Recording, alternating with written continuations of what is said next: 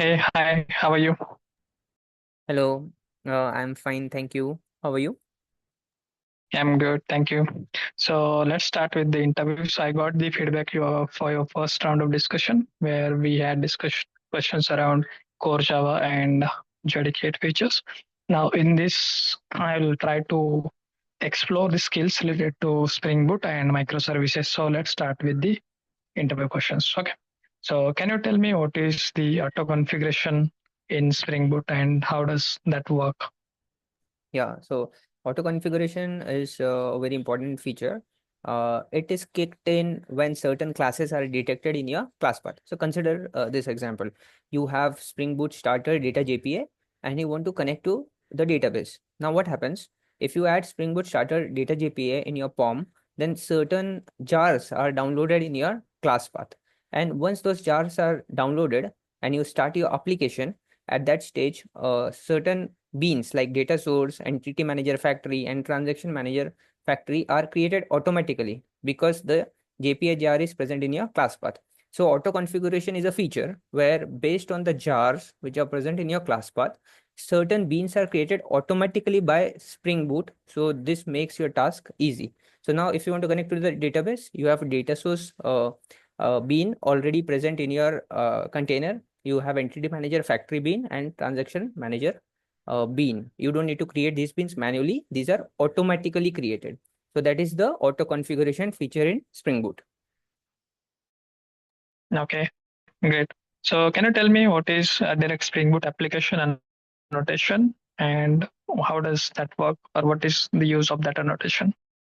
Yeah, so Spring Boot application is a convenience annotation, and it is a combination of three important annotation. One is @configuration, one is the second one is enable auto configuration, and the third one is component scan. So @configuration, @enable auto configuration, and @component scan. Uh, your main annotation, which is Spring Boot application, combines all these three annotations. So let's try to understand what do you mean by that. So @configuration, it marks the class as the source of bean definition. So your class is the source of bean definition. Enable auto configuration enables the auto configuration for your application. So whatever jars are present, whatever classes are present in your class path, your beans are created according to that. So that is enable auto configuration.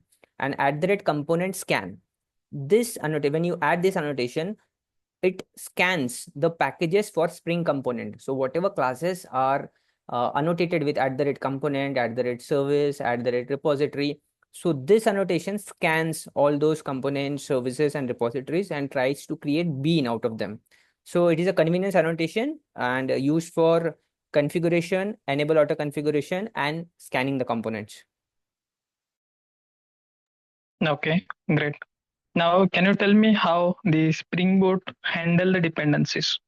So do you guys mention the dependencies in pom.xml, right? So how does that handle?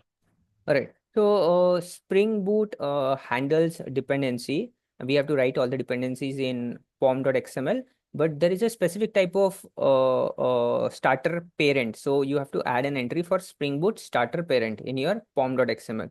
So this starter parent manages the version of all the starter dependencies. For example, you want to add Spring Boot starter web. You want to write the REST API. So while adding Spring Boot starter web, you don't type in the version that is managed by Spring Boot starter parent.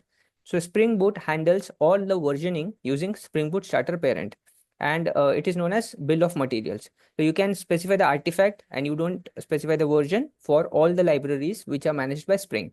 This ensures that your application is compatible and the configuration is simple. So Spring Boot starter parent is something which you add in your application, and that manages the versioning of all other starter dependencies like Spring Boot starter web, Spring Boot starter JPA. So this is how Spring Boot handles dependency management. Okay, great. Now you might have used the annotations like a direct REST controller or a direct controller, repository, service, component in your application. Can you tell me what is the use of these annotations or what is the difference between these four annotations? Right. So these annotations, @component is a generic stereotype for Spring managed component. If you want to define any of the component, then you annotate that class with @component. Okay. Now, if you want to write a class which handles a business logic, in that case, you annotate that class with @service. So when you annotate a class with service, we know that business logic can be written in that class. Okay. Suppose if you want to write a logic for your database related activities, for saving the data, for retrieving the data, updating the data, then you annotate that class with @repository. Okay. And when you annotate a class with @repository, it adds a specific mechanism for exception translation. So there are some exceptions which might happen during connection to the database, saving entity to the database. So these exceptions are converted, translated to a Spring specific exception. So that happens when you annotate your class with @repository. And @controller, so this is the annotation which is used for web layer controllers. Whenever you want to write the web layer controllers, you annotate your class with @controller. So there is one more annotation, @REST controller. When you are writing the REST API and you want to use the REST related endpoints, so you use @REST controller. So this is how annotations work. Okay. Now you must be using different profiles in your Spring Boot. Like for developers, there should be a dev profile. For testers, there should be a testing profile or QA profile. For production, there should be a prod profile. So what is these profiles and how do you configure this? Right. All right. So there's a concept of profile. If you want to configure your Spring Boot application differently for different environments. For example, we want to connect to a database, but your dev environment might have a dev related database. Your production might have a different database. So in that case, you create profiles, and during startup, you give the name of the profile by which you want to start the application. Now, let's try to understand how does this work. Okay. Generally you have application.properties file and or application.yml file. But when you are configuring profiles, what you do, you just change your application.properties file to application hyphen the profile name, which can be either dev, test, or prod dot properties. So you add one more component in the name, application hyphen dev or application hyphen test or application hyphen prod dot properties. Now during startup, what you do, you configure a specific property. There is a property known as spring.profiles.active. So you say which profile is active. For example, you say spring.profiles.active equal to dev. This means just go ahead and pick application hyphen dev dot properties file. If you say I want to activate the production profile, then you just go ahead and give the active profile name, which is prod, and then based on this name, your application.properties file will be picked, and all those properties will be read in your Spring Boot application. So this is how you manage Spring Boot profiles using the Spring Boot profiles. Okay, so all right, so that is how you manage the profiles. Okay. Okay, let's move to the next question. So you might be using application.properties file or application.yml file to configure the external properties. So what is really the difference between these two? Right. So these both of them are used to manage the properties for your Spring Boot application. Whatever properties you want to write, you manage it using either application.properties or application.yml. So what is the difference? So difference is application.properties is generally a key value pair format. So whatever properties you want to add, you add as a key and then value, key and value. And your application.yml is for hierarchical data. For example, if you want to write Spring, then at the next level data source, and then at the third level URL.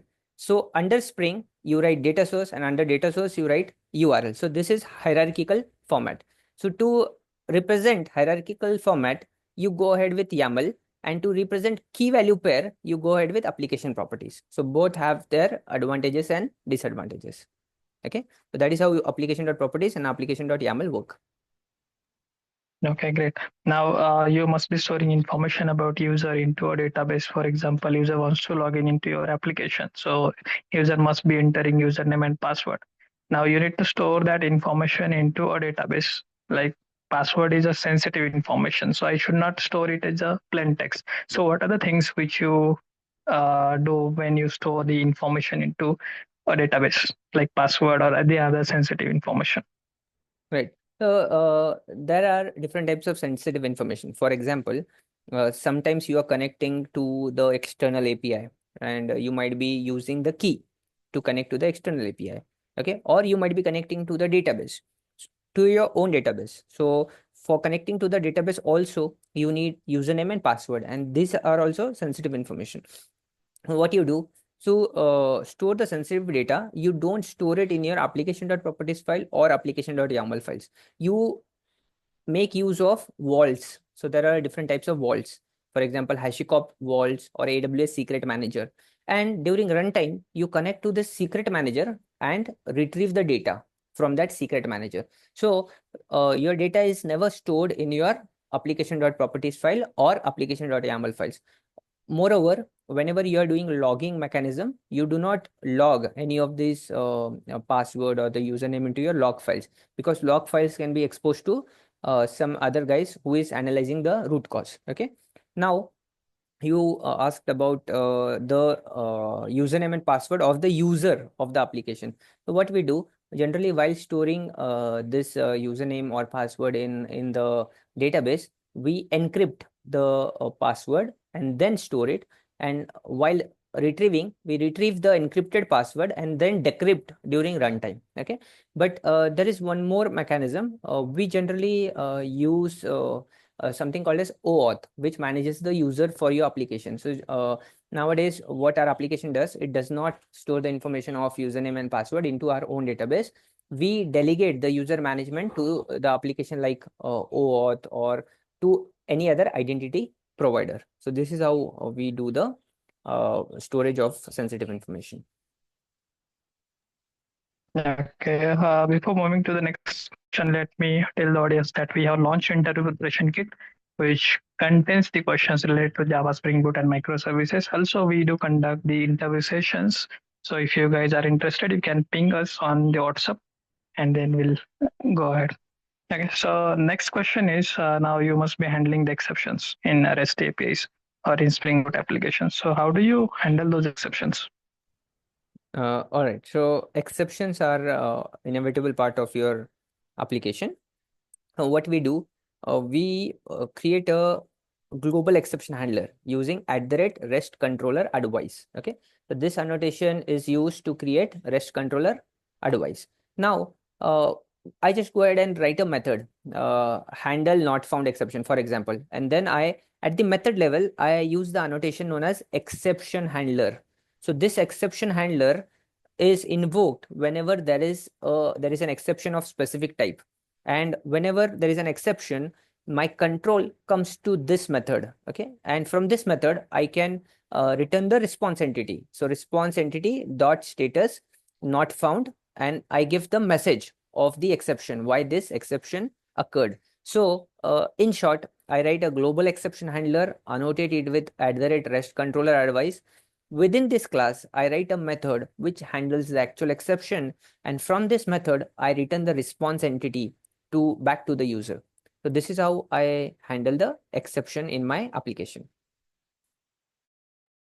Okay, great. Now there must be a request which is coming to execute an API, and that request contains some request body. For example, I need to save an employee information into a database, but before saving that information, I need to check whether that information is valid or not.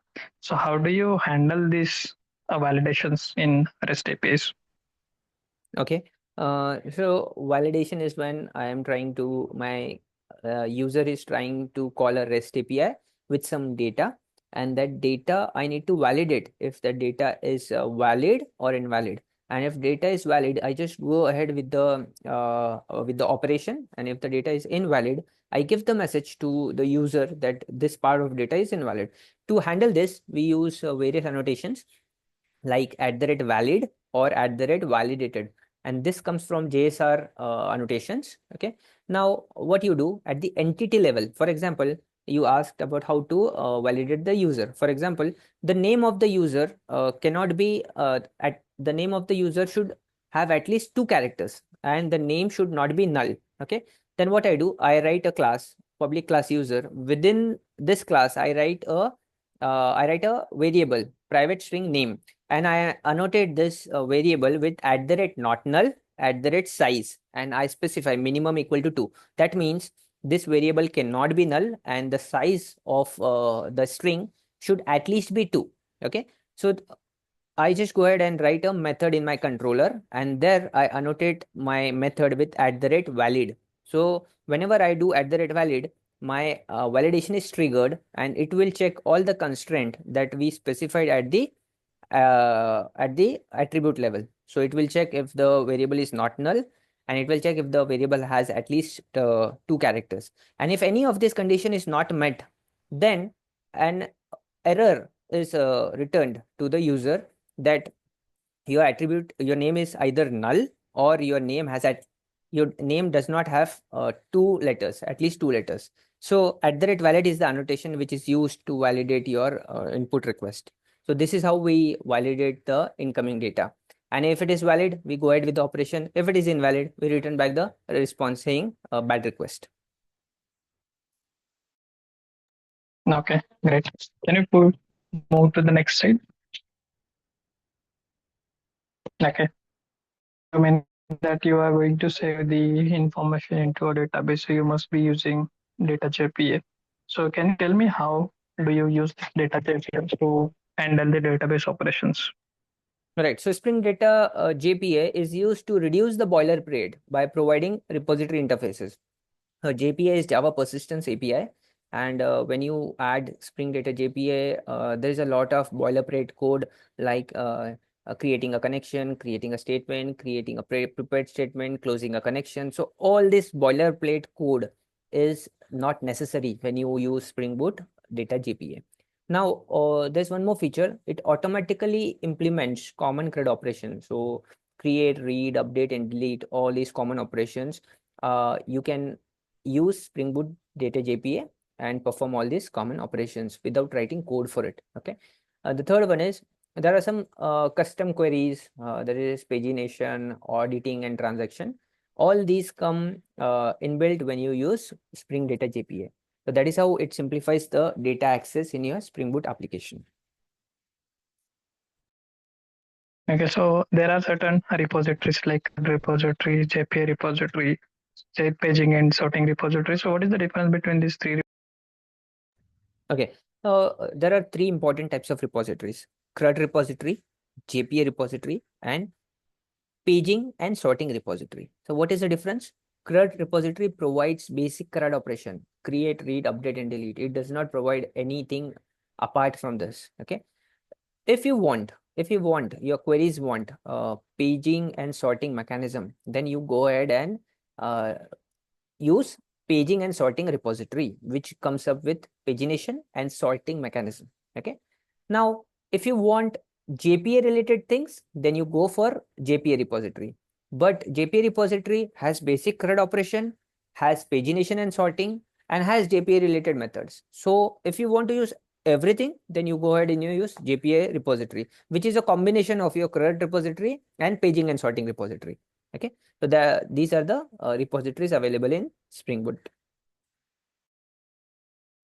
Okay. Now in microservices, can you tell me what is service discovery or service registry, and which one you have used in your application? Yes. Okay. So there are different types of service discovery or service registry. There is Eureka and there is Console. Okay. So I'll talk about Eureka. So in any of the service discovery, there is a concept of a discovery server and discovery client. So consider there are 2 applications, application 1 and application 2. Okay. So while starting up, these 2 applications 1 and 2 will connect to the server and register themselves. Okay. So these 2 applications are known as discovery client. Okay. And there is one discovery server. So these 2 applications will register themselves to the server, right? So whenever they want to communicate with each other, so they don't directly call application 1 does not directly call application 2. Application 1 goes to the discovery server, asks for the URL, and discovery server gives back the URL to application 1. Now application 1 has the URL. Then application 1 goes ahead and call the application 2. So generally the concept is there is a server which is known as discovery server, and there is a discovery client, which are your application. So whenever your application starts, all these application registers themselves with the discovery server, and whenever they want to communicate with each other, they go to the discovery server, get the URL, and call the endpoints. So that is how your Spring Boot service discovery work. Okay, and how does these services communicate with each other? All right. So the inter-service communication happens through HTTP, which is used using REST APIs. Okay. So initially we were using REST template. Okay. So REST template is a mechanism by which we can make calls, HTTP calls, get, put, post, and delete. Okay. But as the time passed, people write more sophisticated mechanism like find client. So find client. So there are two important things you can do. You can use either REST template or a find client. What is the difference? The difference is REST template provide basic HTTP client, and it needs manual handling. So whenever you want to do a post call, you want to provide the request body. Whenever you want to provide the parameters manually, you have to do everything. So it is a basic HTTP client. It is a normal HTTP client. Find client is a declarative REST client. Okay, so you don't need to do manual stuff. You need to create an interface, and you need to annotate that interface with @find client, and that's it. And you need to provide which type of method you want to call. Is it a get method? Is it a post method, put or delete method? And then when you call that method, your REST API call will automatically happen and fetch the data. Okay, so REST template, your basic HTTP client, and find client, which is your declarative REST client. So you can use any of them. So these are the two mechanisms which you can use for making inter-service communication. Okay, great. Now these services are communicating with each other, but I need to trace the information of these APIs or the calls. How can I do that? Yeah, so there is a Sleuth and Zipkin, and you can integrate this with your application. So what is Sleuth and what is Zipkin? So Sleuth and Zipkin are two different jars which you can add in your application. So Sleuth adds tracing info to your logs. So whenever the request comes, you can add your trace ID and the span ID to the logs. And to add these two IDs, trace ID and span ID, you can use Sleuth. Okay, and if you want to collect and display the trace data, you can use Zipkin. Okay, so Sleuth adds the unique identifier to your logs, and Zipkin collects the data and collects the trace data and display the trace data onto a dashboard. So Sleuth is for adding unique identifiers for your request, and Zipkin is for collecting and displaying the data. What are the how you can integrate this with your application? You can add two starter dependencies, Spring Boot starter sleuth and Spring Boot starter zipkin, to your pom.xml. Okay, and you can configure the zipkin URL where all the data will be sent.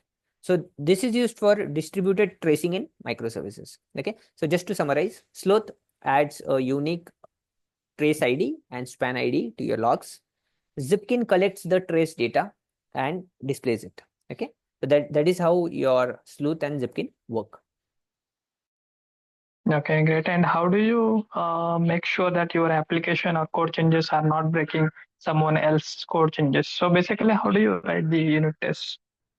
Okay, so writing unit test cases and integration test cases is very important for your application. So unit test cases can be written by using @web MVC test or mockbean and mockito. Okay, so you can mock your application and you can mock some part of your application which you don't want to test. So you mock it and test it. For integration test, you use Spring Boot test, which loads your full application context. Okay, so for unit testing, we use Mockito, which is a very important framework. And for integration testing, we use @Spring Boot test, which loads your full context while testing it. So that is how we do unit testing.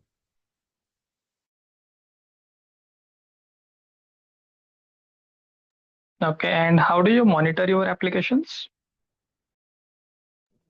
We monitor our application using Spring Boot, Prometheus, and Grafana.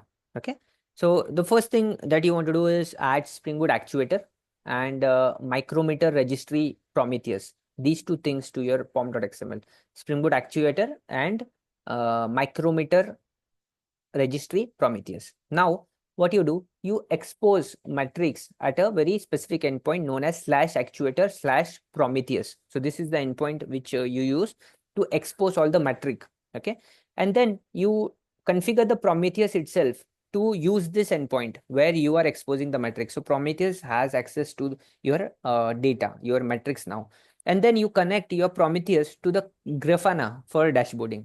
So how entire thing works? The first thing is your application puts some metrics to a specific endpoint, which is actuator Prometheus. Your Prometheus listens to that endpoint and gets the data of your metrics. Now your Prometheus is connected to the Grafana, and your Grafana uses that data and show the dashboards. So this is how the data flows from your application to Prometheus to Grafana. And to integrate all this, you put two things: Spring Boot actuator in your pom.xml and micrometer registry Prometheus into your pom.xml. So that is how we monitor our application. Okay, and let us consider I need to deploy my Spring Boot application using Docker images. So how can I do that? Yeah, so nowadays this is a very important thing that all the application are doing, which is Dockerizing your Spring Boot application. So how do you Dockerize your Spring Boot application? You have a normal application. Now you write a Docker file. So Docker file is a file where you write all the steps which you want to create your application's image. Okay. So first thing is you tell which JDK version you want to use. So we use OpenJDK 17, for example. Then you write the first step in your Docker file.